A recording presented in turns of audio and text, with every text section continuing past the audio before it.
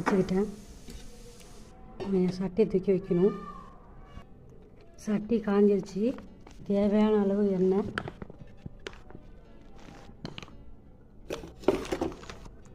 ஊற்றிக்கிட்டோம்.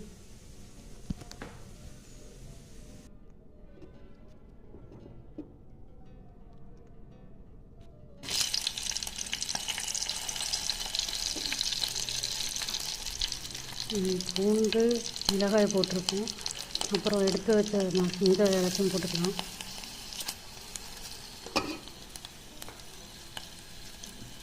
போட்டு தாளித்து ஊற்றி வேண்டியது.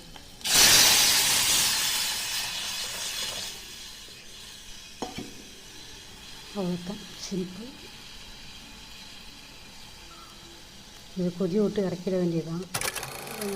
கொதி வந்தோடனே நம்ம ஸ்டவ் ஆன் பண்ண வேண்டியதான்.